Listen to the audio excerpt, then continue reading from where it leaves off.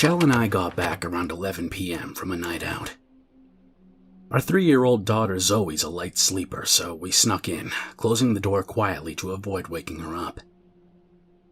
We were surprised to see that the babysitter didn't come to the door to greet us. Shell snuck off to the bathroom while I scanned the house for the babysitter. It only took a few minutes to realize that something was wrong. There were plates on the table and cold food on the counter. The TV was on in the living room and the babysitter was nowhere to be seen. I jogged to Zoe's room and peered in. Much to my relief, I could see the blankets slowly rising and falling in rhythm. A splash of curly red hair covered one side of her pillow and spilled out over the edge of her bed. I slowly and quietly shut the door. I met Shell in the bathroom where she was getting ready for a shower. She had stripped down to only her underwear and had one hand in the shower already, testing the water. "Alyssa is gone," I told her. Her head locked onto me. "What?" she said, a little louder than she meant. She covered her mouth. "What the fuck happened to her? And where's Zoe?" I had my phone out, already calling Alyssa. "I don't know. Zoe's asleep." No answer. I shot off a text. "Where are you?" Shell was upset but clearly relieved that our daughter was okay and home safe.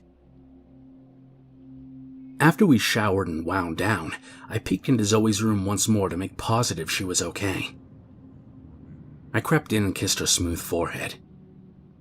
Once more I checked my phone. No messages and no calls. Alyssa lived a few miles away and usually took the bus. I thought about driving over there to chew her out for bailing early, but I was too tired to really make an effort. It nagged at me, though. Why did she leave our little girl alone? I climbed into bed with Shell. "That girl has some explaining to do," I said dryly.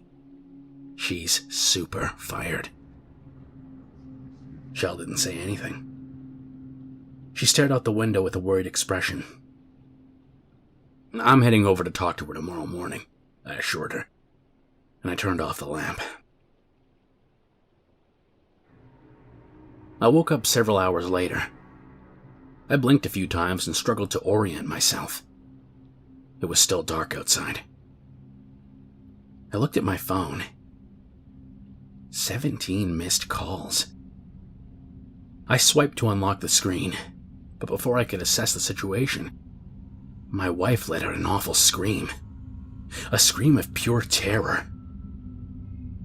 A tiny figure emerged from behind the curtains slowly, moving toward the bed. The satiny fabric clung to its shoulders, parting to reveal its head. For a moment I froze in horror, until I realized it was our daughter, Zoe. I jumped out of bed and ran to the other side, pushing the curtains away and putting my hands on Zoe's tiny shoulders. Her face was blank, lifeless.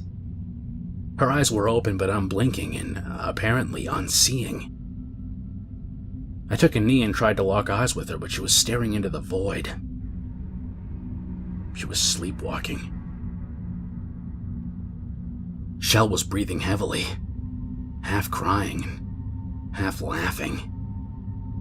"Jesus, it's just Zoe," she panted. Shell swung her legs out of the bed in sitting position. The moment she stood up, however, Zoe stiffened like a statue. Her eyes widened in a look of complete fear. Her mouth dropped open and she uttered a foreign, guttural sound, like a snow shovel scraping on pavement. I faded back and let go of her shoulders. Immediately, Zoe turned and ran out of the room. She moved so fast I could hardly react. I sprung to my feet and shouted after her. Her bare feet hammered down the hallway as she wheeled around the corner, heading towards the kitchen. I followed shortly after her. As I reached the end of the hallway, I heard the garage door slam shut. Hard, as in the windows rattled in their frames. I burst into the garage and she was nowhere to be seen. I yelled her name and investigated every nook and cranny. She was just gone. Baffled, I made my way back into the house and headed for Zoe's room. As I passed the front door, a loud pounding made my heart nearly fly out of my throat. I stood in the entryway for a second, listening. And then again, loud pounding on the front door. Fingers of cold night air oozed in as I opened the door to the darkness outside. There, standing on the porch, was the babysitter, Alyssa. Next to her stood a trembling Zoe, with a gigantic coat wrapped around her. Billows of amber hair spilled out over her shoulders wildly. I didn't say a word, but stared at them, breathing heavily. I could hardly process what I was seeing. The babysitter started sniffling and a tear ran down her cheek. I ushered them inside and proceeded to grill the babysitter about where she had been. She kept looking at me with this confused expression, and every time she opened her mouth to explain, no sound would reach her lips. She cried softly as I angrily reprimanded her for being irresponsible and leaving our 3-year-old alone in the house. Finally, with the same puzzled look, Alyssa said, "But I never left her alone." "The hell you didn't, Alyssa," I growled.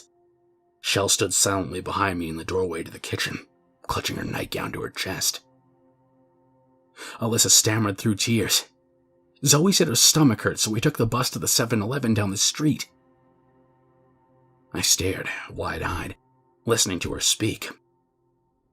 Alyssa continued, "But we took the wrong bus, and it brought us to the other side of town before I realized what was happening, and the bus driver didn't care. He took us to the bus depot in the north, and we had to wait for a shuttle to bring us back here. My phone was dead and I didn't have a charger, but they let me use their phone, so I called and called, but you didn't answer. And they just dropped us off." And she trailed off into weak sobs. My mouth went dry. I looked back at Shell and she had a dull, glassy look in her eyes.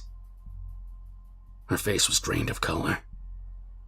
That's impossible," I managed to say. "Zoe's been here since we got home."